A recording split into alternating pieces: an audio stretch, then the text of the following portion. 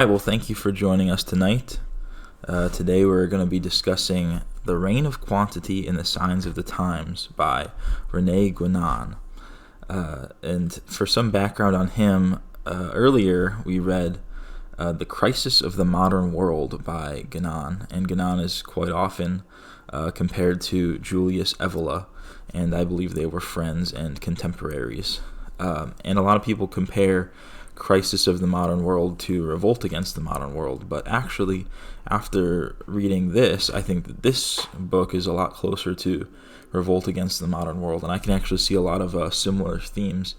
So if you haven't read Revolt Against the Modern World, essentially what Evola does is he goes through just sort of a history of human society and looks at the traditional versus the modern idea of various topics. So there's a topic on gender, a topic on work, a topic on religion, basically everything you can imagine. He examines every dimension of society through this lens of tradition versus modern. So Guénon kind of does the same thing here, and he talks about the coming reign of quantity, either coming or it's already here, right? The modern age is the reign of quantity, and like Evola, he says that this is a consequence of the Kali Yuga, the Dark Age, as predicted by Hinduism. And so whether you subscribe to that or not, it is still obvious that the modern world is very much different from the traditional world, and you could argue it is very much degenerated. So he has about 40 chapters in which he goes into how exactly it has been degenerated, and has some very interesting thoughts here. So I guess we may as well just get into it. Since I made it to about chapter 23, so I finished 23 chapters, so quite a lot. So I'll try to go quickly. But the first handful of chapters were sort of going through a kind of metaphysics and the difference between quantity and quality, and what exactly does it mean when he says the reign of quantity. So he describes two principles. One is substance versus essence, right? And this is comparable to plenty of other philosophical topics, such as form versus matter, right? I think that's a Platonic idea, and it's even sort of comparable to what Schopenhauer's will versus idea, right? So you have the essence of something, which is sort of this supernatural, I'm trying not to use the word essence, right? But it's sort of, what does this object stand for in the mind, right? What is like the mimetic value of this thing versus its actual substance in the material world, right? And he goes through plenty of different things that flesh this out, and it's a little bit confusing, and I don't think it's really that engaging or important. I mean, just because plenty of philosophers have done this before, right? I mean, talk about the Platonic, form versus matter. But what's important is how he extends this to the idea of quality versus quantity. So you have just in colloquial language, right? You describe something qualitatively, you give an idea of its properties, right? You talk about what is it really behave as in reality? What does it stand for? What are its manifest properties, right? Whereas you can describe something quantitatively, you're giving a very strict numerical value that doesn't exactly have as much practical value or idea behind it. So you have the qualitative analysis, which is related to the essence, and then the quantitative analysis, which is related to the substance. And you can see how this, just a general principle of how, quality is more important than quantity, because you could describe, two different shapes with the same area, right? But one is a square and one is a triangle, right? Is it more important to describe what area they take up and give a quantitative value? It doesn't really mean anything unless you give a qualitative value, and if you know that one is a square versus one as a triangle. right? And so that's a kind of, esoteric but basic example of what he's talking about between quality versus quantity, right? You can give this numerical value of area, but it doesn't tell you anything about the actual properties of the object, square versus rectangle. So he spends a whole lot of the first chapters kind of talking about that, and he starts to really get into something interesting when he starts to go talking about this ancient versus modern way that we look at industry. And, in fact, he doesn't use the word industry to describe the ancient way. He calls it craft. So the idea of craft and the artisan developed into this idea of modern industry over a long period of time. And the modern industry is a very degenerated version of this ancient craft. And so some of the qualities you have with the ancient craft, right? You have a person that's actually putting a certain amount of their soul into something, right? There's a level of creativity, a level of personalization to each object that is being created. Everything is individualistic, nothing is identical, and the qualities of the artist that they're trying to reflect in that object are going to be present. Then you look at the modern industry where things are mass-produced. Right now you're going from a qualitative approach to a quantitative approach.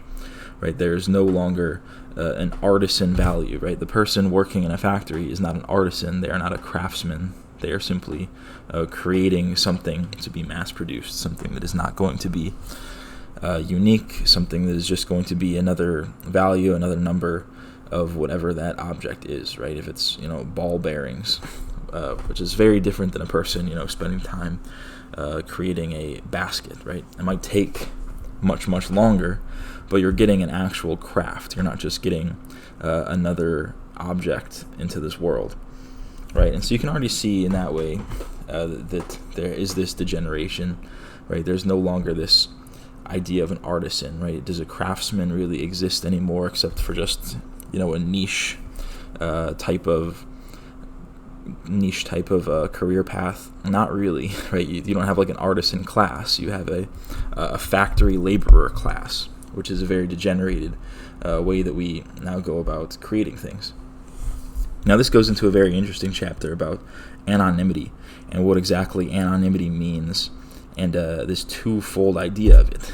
And this is interesting because I didn't ever really think about this, but he says that you can have good and bad versions of anonymity when it comes to art, or just creation in general, because I don't think you would call working in a factory and creating something art.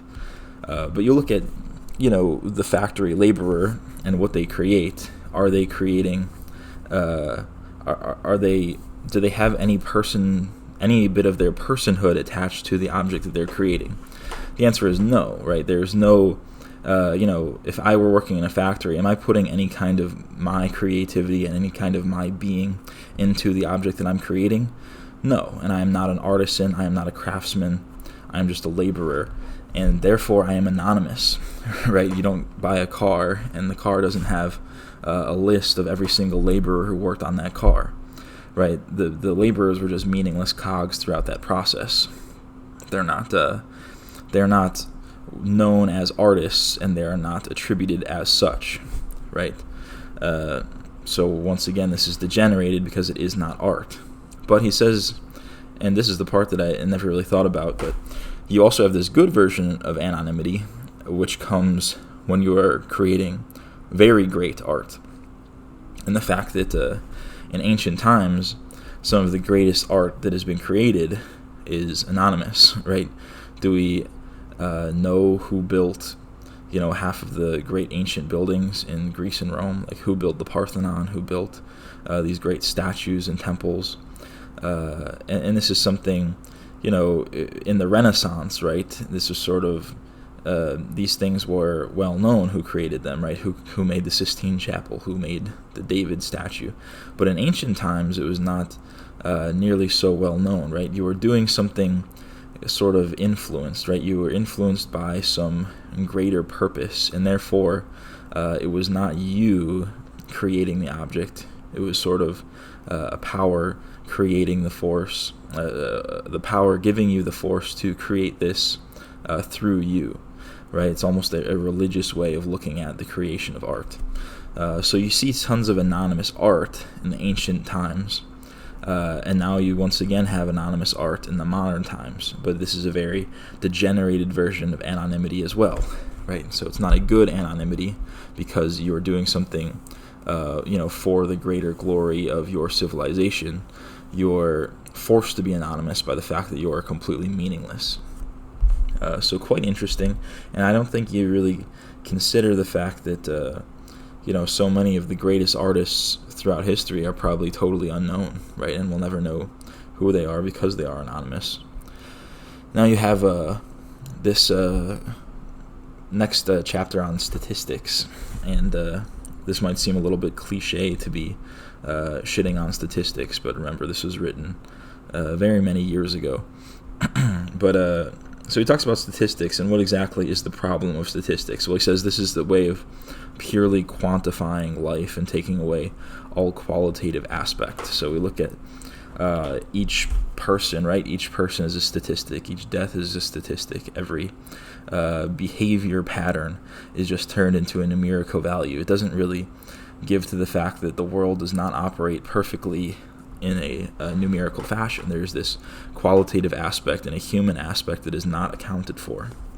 So the modern world gives much too much credence to statistics when really they're just trying to model behavior, but you can never actually predict anything via statistics, right? And I think that's a very, traditional way of looking at the world. I mean, the ancient people did not have statistics. They went by, things like their gut feeling. They went by basic intuition. They didn't rely on tons of collected data.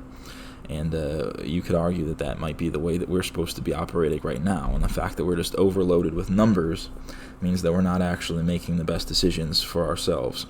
And, he doesn't go through like the cliche idea of, oh, you can lie with statistics. I mean, that's very obvious to us and not really needed to be said. Then a very interesting chapter on the hatred of secrecy.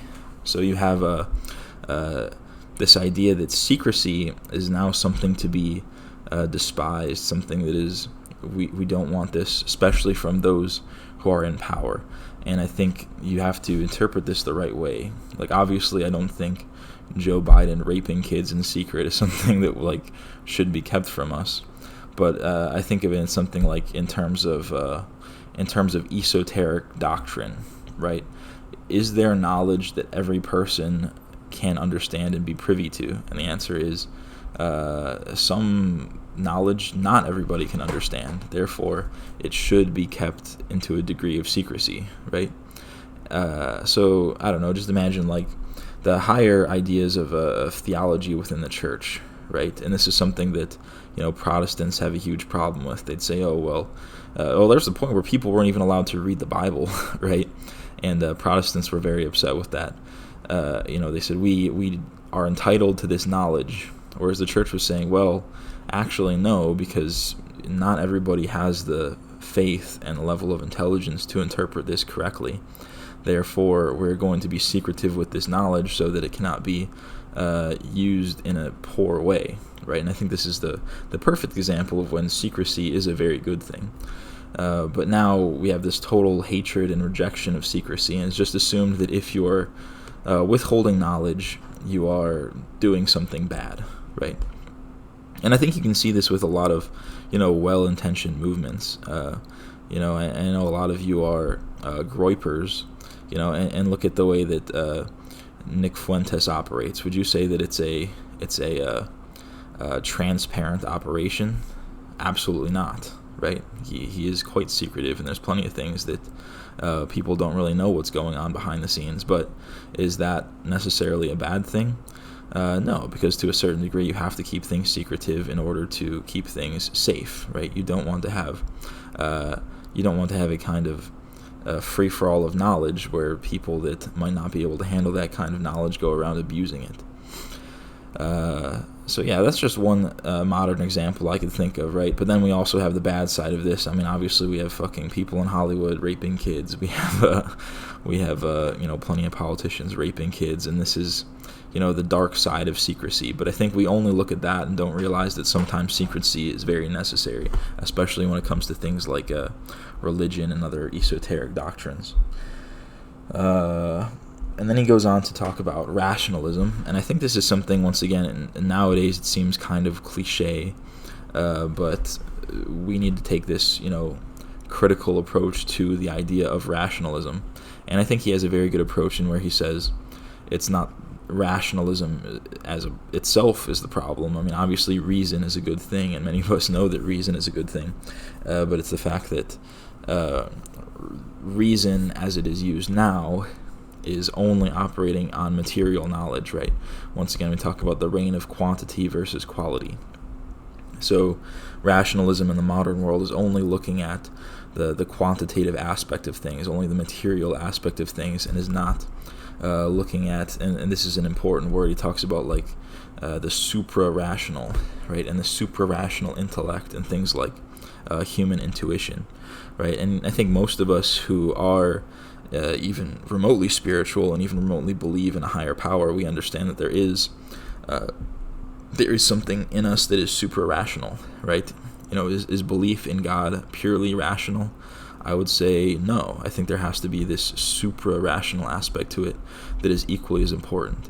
And too many atheists are going to try and take away that and say that we only need to operate on this purely materialistic form of rationality, and that's just not true, and that's just not the way that the world operated for the longest time, right? This purely material rationalism is a very modern invention. I mean, you even look back to 100 years, 200 years, and these were people who would take things very much intuitively. They did not need to ration out every single position that they had, right? You even look at something like gay people. Did they have a well thought out, rationed reason for not allowing gay marriage? No, it was just intuitively and super rationally they knew that this was wrong at a fundamental human level, right? And this is something that once again we've totally abandoned in the modern world, and we need to go back to appreciating this level of super rationality that we've all been gifted with. And then he talks about this, and this is something actually I think Evola talks about in detail, but you have this concept of ordinary life, and this I believe he uses the term sacred versus profane. So you have the sacred world and this sort of sacred aspect of yourself and some of your behaviors, and then a profane aspect, not necessarily meaning profanity, but meaning just secular, not tied to your religious beliefs and not tied to that way of living, right? And you're able to sort of compartmentalize these two different aspects of yourself, right? The sacred versus the profane. Whereas this is not something that was done in traditional society, right? Everything had a certain sacred aspect to it. Everything had a religious component. It wasn't just like, I'm only going to be religious while I'm at church. It's I'm going to be religious all aspects of the day. And I'm going to live as if, this is something that I truly believe, and is going to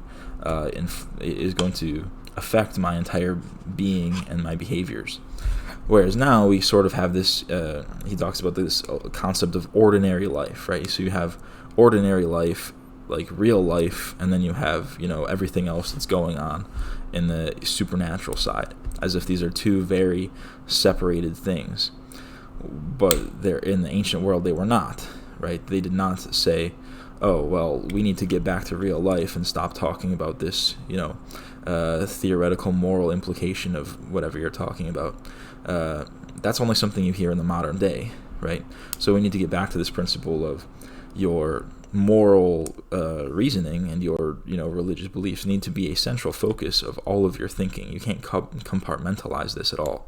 They have to go hand in hand. They have to be together, and that is how we go back to this traditional type of philosophy. Then he has another interesting chapter on the degeneration of coinage, and this is another thing that I really would never have thought about if he hadn't pointed it out.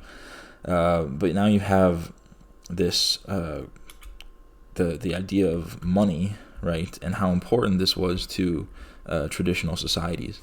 And he talks about the fact that, if you were to debase coinage of an empire, right, that would be a grave offense, right? If you were, somehow vandalizing it or modifying it in some way.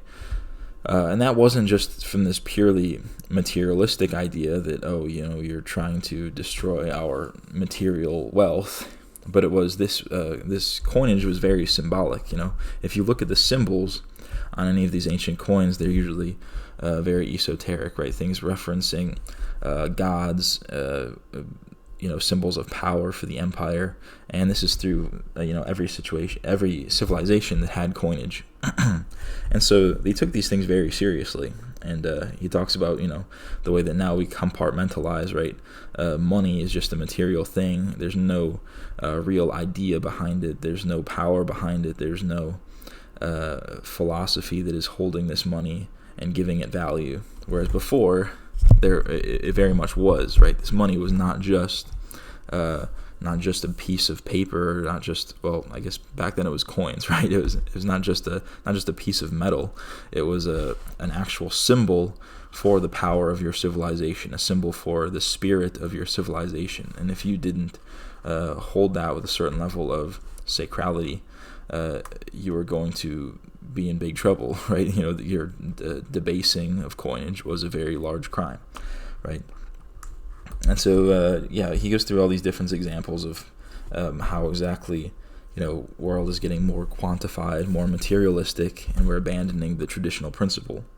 And this brings this idea to the solidification of the world, is what he calls it. So, solidification in the fact that you see the world as this totally material place, not any mystery to it. So solidification as in no more, nothing to question. Everything can be found out through pure reason, and nothing is transient. Nothing is changing.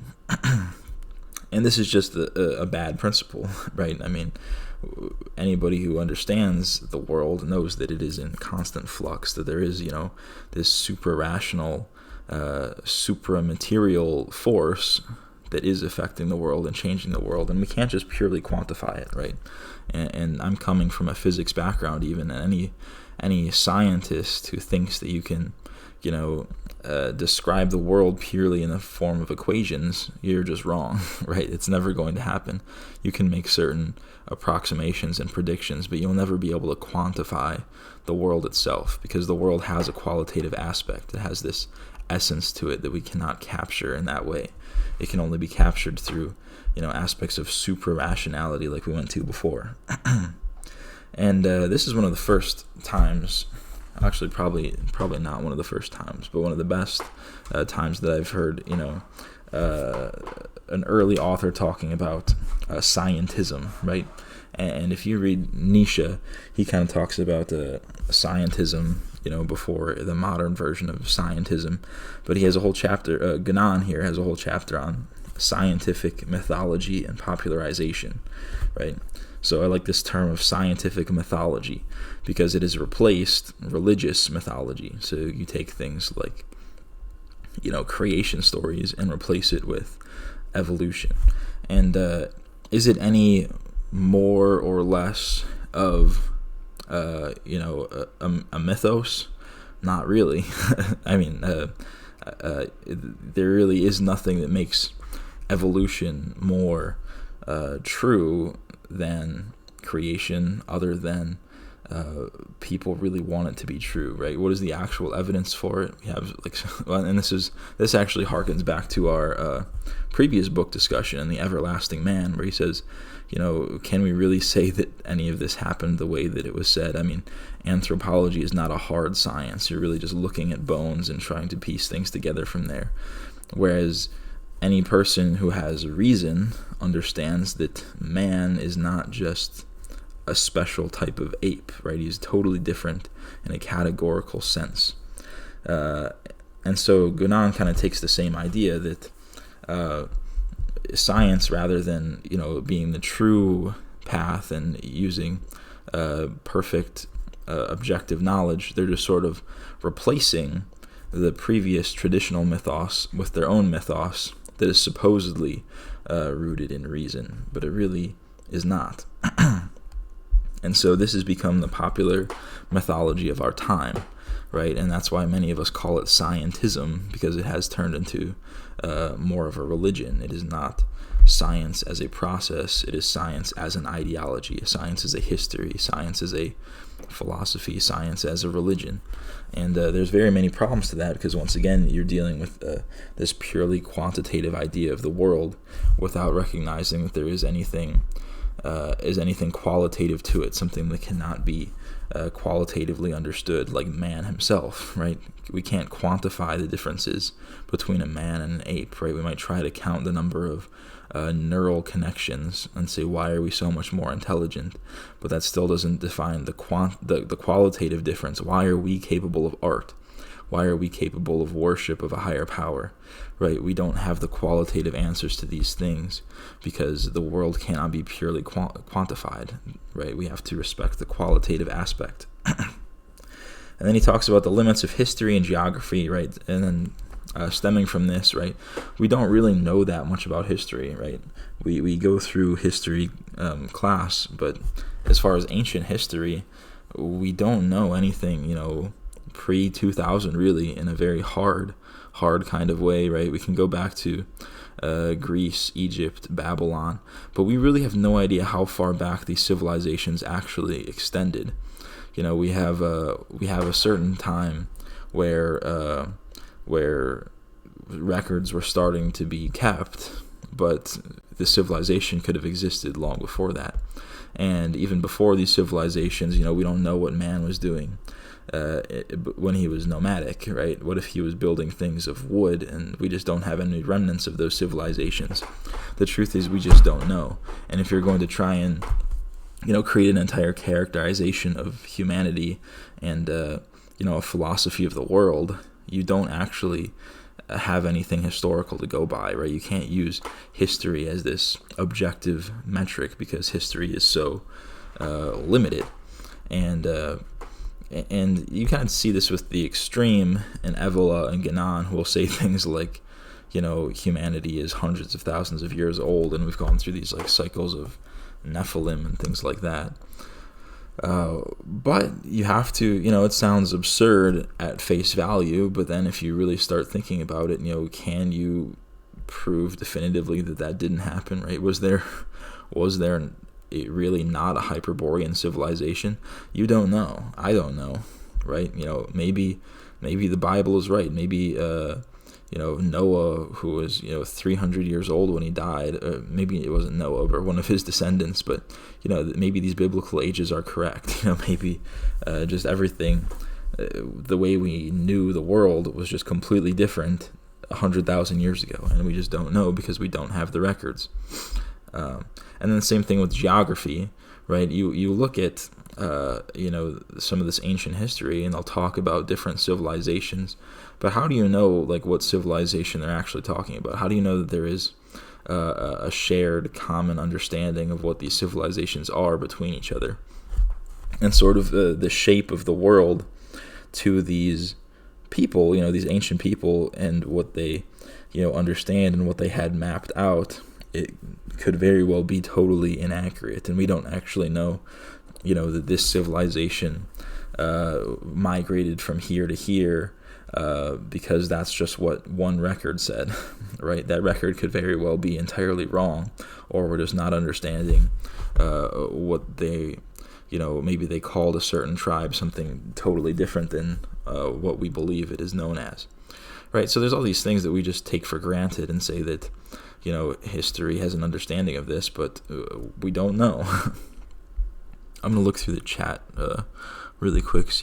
I know you guys are saying some things. Saint Eyre says, we're empiricists, not rationalists. A critique of pure reason debunks rationalism. I'd have to look at what exactly is empiricism and what makes it different from rationalism. I think I don't really know how to comment on that.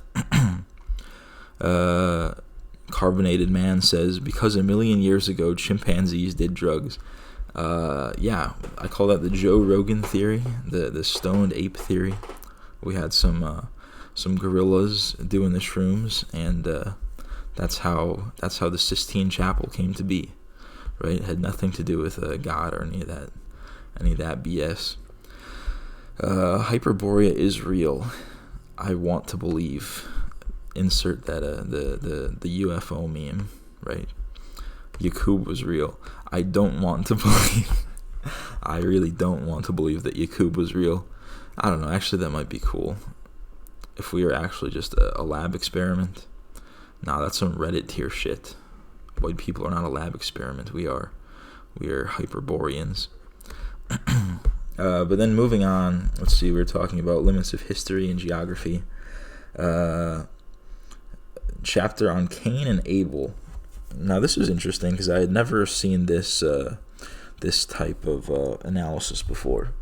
So if you know the Bible story of Cain and Abel, essentially Cain kills his brother Abel, but he talks about what these two stand for. So he says Abel was a nomad, right? He was like a hunter gatherer, whereas Cain was a farmer. He was an agriculturalist. And so there's a symbolism in Cain killing Abel, essentially saying that the age of agriculture and sedentary man usurped this age of nomadic hunting, right? And I don't really know what much else to say about that. But I mean, obviously that's something that happened, right? And I guess he's just talking about how it is reflected in the Bible, and now you have this shift of society towards Cain away from Abel, and now this sedentary lifestyle is like it's going even further, right? So you go from nomadic to farming to industrial, right? And then industrial is even more sedentary in the sense that people are grouped into a single area, right? You are shoving them into cities, massive population density. So it's like the polar opposite of nomadism. So I don't really know too much to make of that other than we have a clear distinction between the modern and the traditional way of human life. And then a very, very interesting chapter on metallurgy. And this is another thing I didn't know is that metal was seen as like profane in some ancient cultures, and they talked about early Hebrew temples where they were not allowed to shape the stone. So if they had a stone that they used as an altar, they had to have it totally left alone, right? Because I guess if you used metal on it, that would have profaned the stone and made it not sacred. And even when they built the temple, right, the temple at Jerusalem, they did not bring the rocks to the site and then start carving the rocks, right? They actually carved the rocks within the quarry, and I guess this is in the Bible as them doing this. Now, why did they do this? Because if they were to have used the tools on the site of the temple, that would have profaned the site and made it not a holy area. So they had to do it at the quarry and then bring the already chiseled rocks to the site so as to keep the site holy. So a very interesting thing, and I guess it sort of talks about how these traditional people, they actually had a disdain for like the coming modernity, right? So they saw tools and metal as a symbol of like future technology, and they saw this as not sacred, not good, not traditional. And we can see that ultimately they were right, right? As metal sort of took over, metal became one of the main symbols of modernity and the modern world. And so metal as a whole, right, it's very symbolic, and we can use metal as a symbolism to represent modernity, whereas stone and wood, as they were before, these are the symbols of traditionalism. And then the last chapter, 23, I don't really have too much to say about that. It was quite esoteric. So yeah, that was the whole content of the first 23 chapters. So if you guys have anything to say about that, I would love to hear it. And I have a few more quotes I'll get into if you guys don't have anything to say that I think are definitely worth discussing in this. Are we talking? Let's see. Blacks were created when he took a dump in a test tube. Yes, totally believe that. The Sufis believe that, and they also relate Cain and agriculture versus Abel and hunter-gathering to the fall of Eden also. That's really interesting, and I never really thought of agriculture as being something profane and a fall, but I guess if you think of Eden, right, and what that stands for, right, and abundance, agriculture is sort of the next stage post-abundance, right? Because you don't have need for agriculture until abundance runs out, right? In the same way, you see, there's still hunter-gatherer tribes, but they only exist, in like Africa where things are extremely abundant, whereas in more barren, desolate places, you're forced to resort to agriculture. So yeah, that's a pretty interesting idea. I never really thought about that before. And then Chungus Reloaded says, "You talking about Luddites?" No, but I could be. I'm kind of a Luddite. Ludditism is based. Okay, so here's chapter 7 on uniformity against unity, which is something I didn't really talk about on our first run through, but I think there were some really great quotes in here. So what exactly does this mean, uniformity against unity? So we're sort of, I'll read these quotes and it'll sort of show what exactly he's talking about. So he says, "The conclusion that emerges clearly from all this is that uniformity, in order that it may be possible, presupposes beings deprived of all qualities and reduced to nothing more than simple numerical units. Also that no such uniformity is ever in fact realizable, while the result of all the efforts made to realize it, notably in the human domain, can only be to rob beings more or less completely of their proper qualities, thus turning them into something as nearly as possible like mere machines. And machines, the typical product of the modern world, are the very things that represent, in the highest degree attained up till now, the predominance of quantity over quality." So really, really great quote here, and the uniformity of society, right? So essentially what modernity does is it removes all the qualities of man and just turns him into an atomized unit, right? And we think that all of these units are going to have perfectly equal value, right? This sort of egalitarian philosophy that we don't believe in. And he even says here, it's not realizable because people are human. People do have unique qualities. They cannot be quantized, much like the universe itself.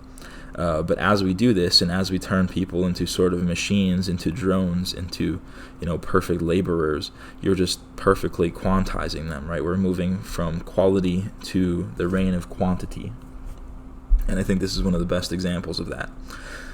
Then he goes on to say, "It is no less obvious that differences of aptitude cannot, in spite of everything, be entirely suppressed, so that a uniform education will give exactly the same results for all.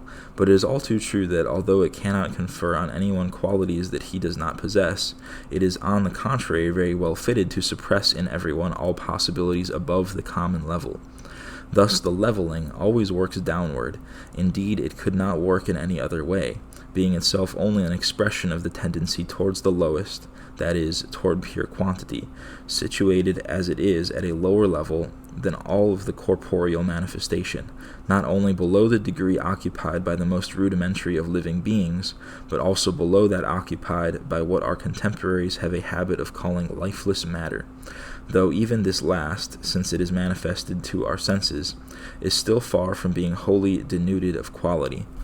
So very long passage there, but essentially what he's saying is in this idea that we can create uniformity and make everyone equal, you will only ever be dragging people down to mediocrity, right? You never take the people with less aptitude and bring them up to a higher level. No, you merely take the people who have higher aptitude and drag them down to everybody else's level, right? And you see this is exactly how public schools operate. You might call it crabs in a bucket to a certain degree. But really what you're seeing is so modern society has this idea that all people are and can be equal, right? And this means essentially that because this is not true and they want it to be true, all they are doing is bring everybody down to this common level of mediocrity and saying, boom, now we're equal. And it's just it's a farce, right? And once again, putting quantity over quality, because we are taking people that have certain qualities, certain aptitudes, and removing that from them. We are taking that away from them. We are cutting them down to the size of everybody else. So great stuff in that chapter. And I think if you look at education, and I'm an educator, it's quite an obvious thing, and one of the true issues with modernity. And then I wanted to talk about a few quotes in the Artisan chapter, Art versus Modern Industry. So he says, "On the contrary, it penetrates the whole existence of the human being, or better, it embraces within its domain everything which constitutes that existence, and particularly social life properly so called, so much so that there is really nothing left that is profane, except in the case of those who for one reason or another are outside the tradition, but any such case then represents no more than a mere anomaly." And so I talked about this in a later chapter, but the sacred versus the profane. And he first brought it up in this Artisan chapter because the way that art was influenced by, supra-rational, supernatural type beliefs, right? Your religion, your tradition, and your history was all put into your craft, right? And the fact that we can separate craft into this profane idea, right? We can build something and have it not have a piece of ourselves and a piece of our history and a piece of our culture and beliefs. In the past, this was not something that was true, right? There was nothing that was profane. Everything was sacred, including the art that you created, right? A true artisan is putting a piece of himself into something, and this includes, his culture and his religion into the object.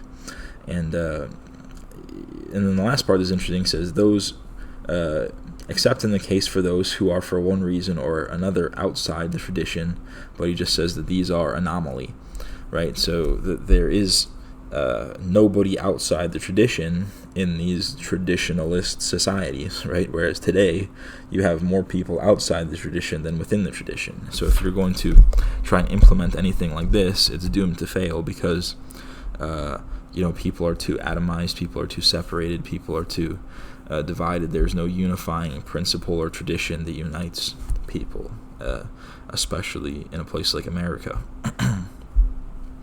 Cassius says, modern art is all the evidence you should need to tell that something is horribly wrong with modernity. Yep, and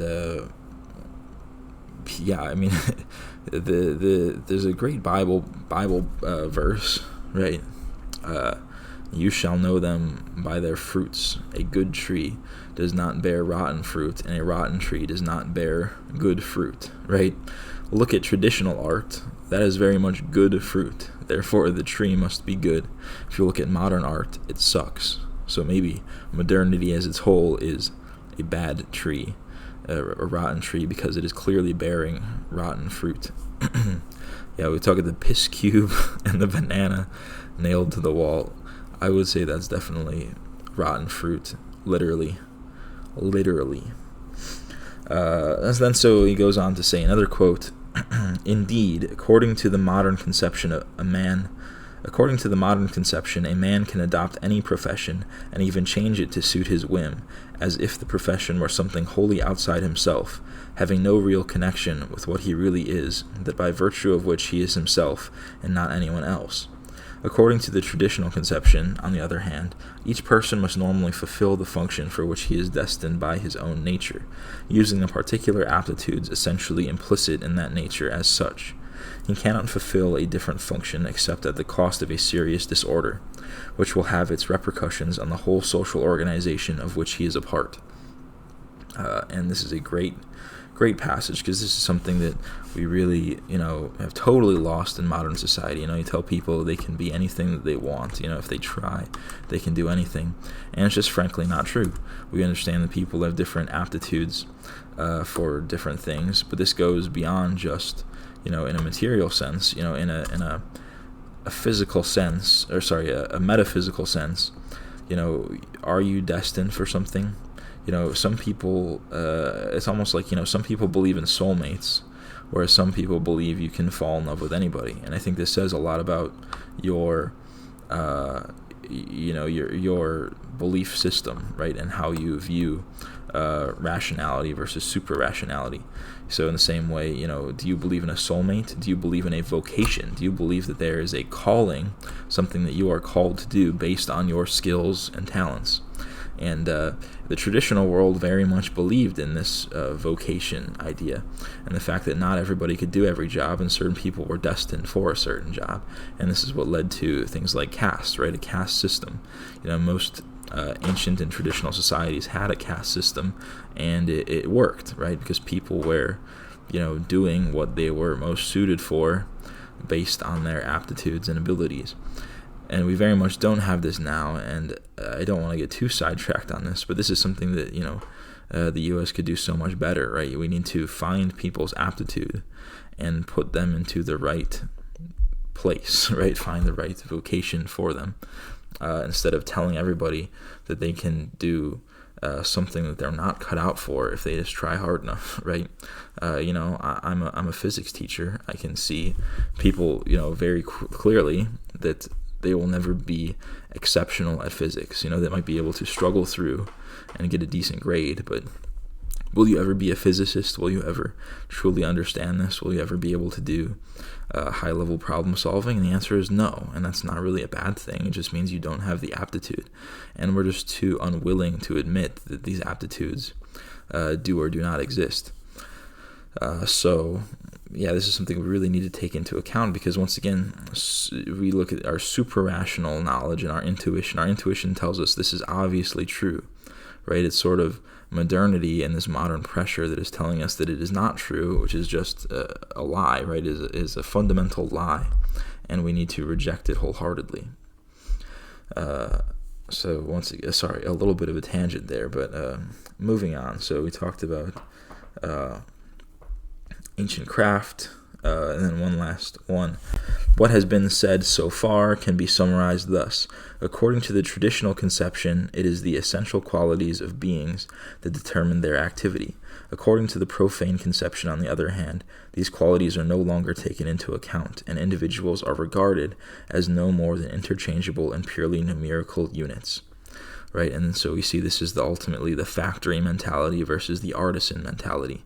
Is a person putting a piece of their soul into something to create it, or are they just an interchangeable cog in this massive system, or they really don't do anything of qualitative value, just purely quantitative value, right? And the whole theme of this, right, we're descending from a realm of quality into a realm of quantity, and the modern world is purely defined by the reign of quantity.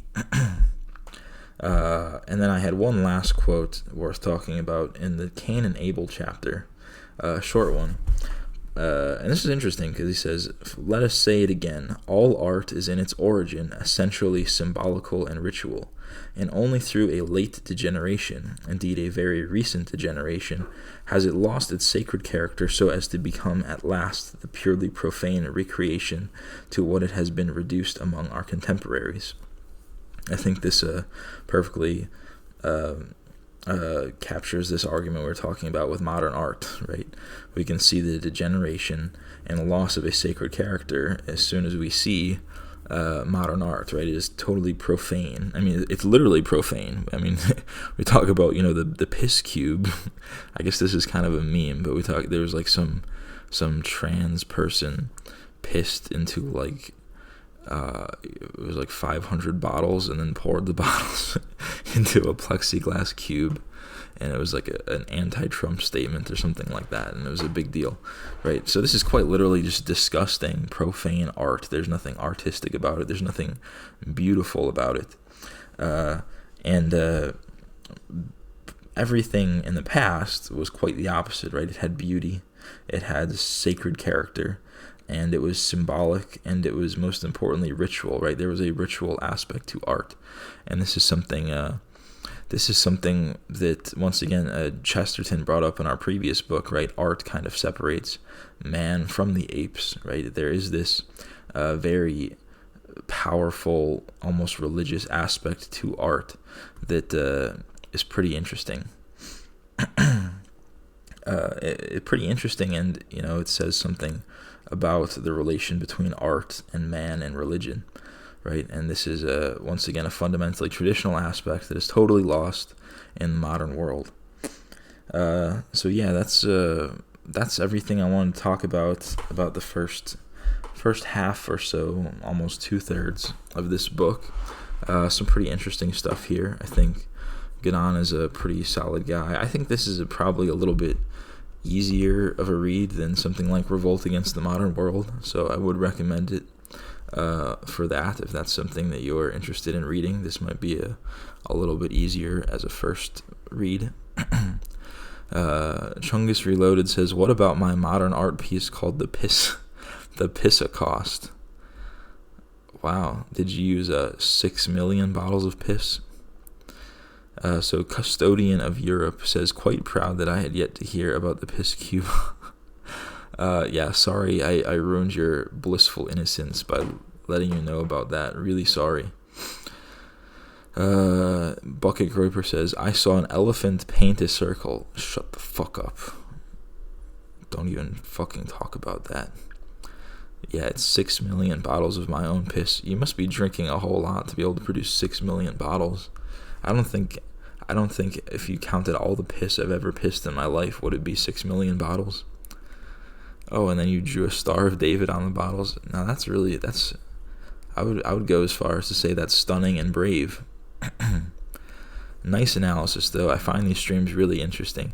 Thank you very much for saying that. I know it's not for everybody. It's definitely a little bit dry, but I know that there's some people craving, a certain amount of intellectual content as opposed to just, shit posting and stuff like that.